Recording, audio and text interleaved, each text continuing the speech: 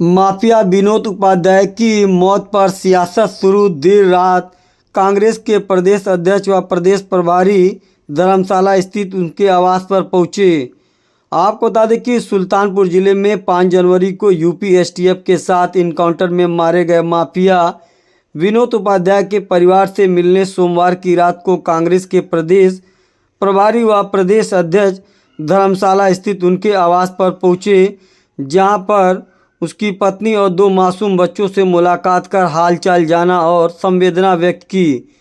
कांग्रेस के प्रदेश प्रभारी अविनाश पांडे व प्रदेश अध्यक्ष अजय राय ने सोमवार को रात में धर्मशाला स्थित विनोद उपाध्याय के घर पर पहुंचकर पत्नी बेटे का हालचाल जाना। प्रदेश प्रभारी ने कहा कि विनोद की हत्या हुई है, पार्टी न्याय दिलाने के लिए लड़ाई लड़ेगी। उन्होंने मीडिया से बात करते हुए कहा कि सरकार का न्यायालय पर भरोसा नहीं है, अपराधियों के मामले में कानूनी कार्रवाई के बजाय हत्या की जा रही, निर्दोष के घर पर बुलडोजर चलाया जा रहा है, विपक्ष के नेताओं के घर सीबीआई और ईडी के छापे मारे जा रहे हैं, धर्म जाति वर्ग देखकर सरकार बुलडोजर चलाने का कार्य कर रही है। आइए जानते हैं क्या कहना है प्रदेश प्रभारी का। देखिए, ये कोई कार्यक्रम नहीं था।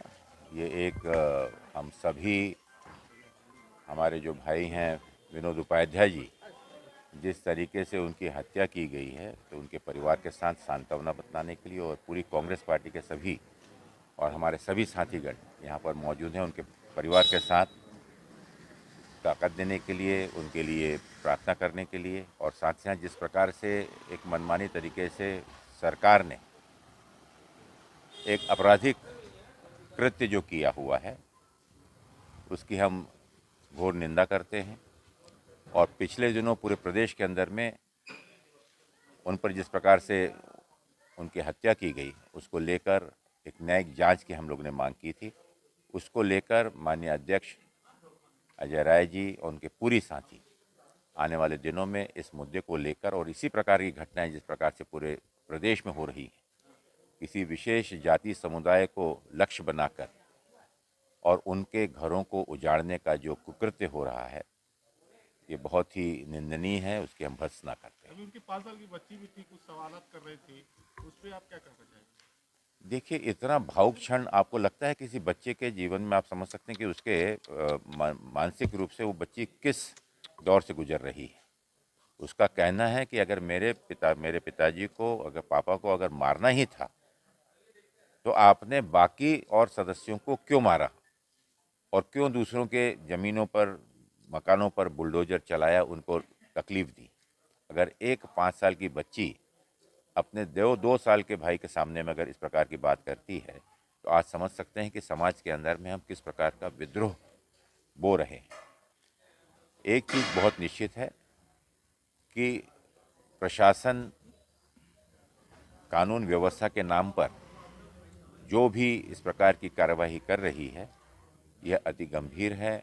और ना ही कोई एक विशेष समाज, लेकिन समाज के सभी लोग जागरूक जो हैं वह सब इस चीज़ को समझ रहे हैं, वो आज जागरूक हो चुके हैं।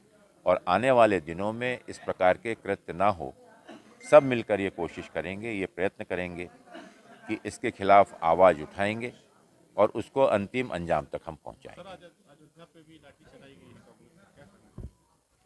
अयोध्या पे भी एक वहाँ कांग्रेस वालों के डेलीगेशन गया था, वहाँ पर एक बुरी तरह से लोग हटाया गया। कब? आज ऐसी कोई घटना तो हुई नहीं। हम लोग तो अयोध्या में ही थे, अयोध्या से हम लोग आ रहे हैं। हाँ, वहाँ पर कुछ भारतीय जनता पार्टी के और कुछ वहाँ के स्थानीय लोगों ने उसको राजनीतिक रूप देना, क्योंकि ये तो हम लोगों की व्यक्तिगत, हम सभी मित्र परिवार हम लोग माथा टेकने गए थे। आज संक्रांत का एक पावन पर्व था, उसके चलते हुए हम लोग वहाँ गए थे। बहुत ही मन से, आस्था के साथ में हम लोगों ने वहाँ प्रार्थना की। सरयू में हम लोगों ने माँ राम जन्मभूमि में भी हम लोगों ने भेंट दी। मुझे इस चीज़ की खुशी है कि हम सब लोगों ने उत्तर प्रदेश में कानून प्रशासन को लेकर, और जिस प्रकार का प्रशासन यहाँ पर अन्यायपूर्ण कृत्य कर रहा है, उससे लोगों की रक्षा करने की दुआ मांगी। और साथ ही साथ पूरे प्रदेश और देश के लोगों को सुख, शांति और समृद्धि दे, यही निवेदन हमने किया है। अध्यक्ष जी बोलेंगे। 5 जनवरी को विनोद उपाध्याय नाम के एक अपराधी का इनकाउंटर हुआ था सुल्तानपुर में। तो सरकार के एसटीएफ ने मार गिराया मुठभेड़ में। कल कांग्रेस के प्रदेश अध्यक्ष, प्रदेश प्रभारी उनके घर पहुंचे थे और सिंपैथी जता रहे थे, कह रहे थे कि सरकार ने हत्या कराई है। आप क्या कहना चाहेंगे? देखिए, अपराधी उन पर इनाम था और इसके बारे में सब लोग जानते हैं। पुलिस में उनके नाम पर एफआईआर है। ये सब इसमें ये लोग राजनीति करके, देखिए कांग्रेस सपा ये लोगों के वक्त पे माफियाओं को और जो लोग दहशतगर्द फैलाते थे, समाज को, बहन बेटियों को डराते थे, धमकाते थे, गरीब लोगों की जमीन पर कब्जा करते थे, हत्या करते थे, फिरौती करते थे व्यापारियों लोगों के साथ, ऐसे लोगों को शय देना ये नहीं। भाजपा इसीलिए चुनाव जीतती है कि कानून व्यवस्था के नाम पर ही हम लोग चुनाव जीतते हैं। माफियाओं को डराने वालों को, दहशत जो करते हैं उनको कानून के का शिकार होना पड़ेगा, उनको कानून की सलाखों के पीछे जाना पड़ेगा। अगर कांग्रेस इस तरह की राजनीति कर रही है तो यह बहुत ही पाप है। आने वाले और माफियाओं को, गुंडों को, हत्या करने वालों को, साजिशकर्ता लोगों को आप शय दे रहे हैं। देखिए, अब ये देश बदल रहा है। मोदी जी, योगी जी जैसे देश चला रहे हैं, उत्तर प्रदेश चला रहे हैं, उनको कृपया चलाने दीजिए। जनता प्रसन्न है। इसमें इस तरह की ओछी राजनीति कृपया ना करें। समय अब बदल गया है। इतना बड़ा देश है, उसको कानून व्यवस्था के साथ चलाने के लिए अगर प्रशासन, पुलिस को निर्णय लेती है, अगर कोई आप पुलिस पर फायर कर रहा है तो पुलिस फायर बैक करेगी। आप पुलिस पर हत्या अगर गोली चला रहे हो तो पुलिस भी गोली चलाएगी। कानून अपना काम कर रहा है, नेता अपना काम कर रहे हैं, मोदी जी अपना काम कर रहे हैं। इसमें ये छोटी राजनीति कर करके आज कांग्रेस की ये दुर्दशा हुई है, जो उनकी हर राज्य में आप लोग देख रहे हैं। हम लोग इसीलिए हर राज्य जीत रहे हैं क्योंकि हम लोग कानून व्यवस्था, जीरो टॉलरेंस, भ्रष्टाचार मुक्त भारत देखना चाहते थे और वो मोदी जी दिखा रहे हैं। और इसीलिए आज भारतीय जनता पार्टी 400 पार 2024 में जीतने जा रही है, जो जनता कह रही है। तो ये इसमें ये ओछी राजनीति को मैं कहूंगा कि मैं इसको जरा भी सपोर्ट नहीं करता हूं।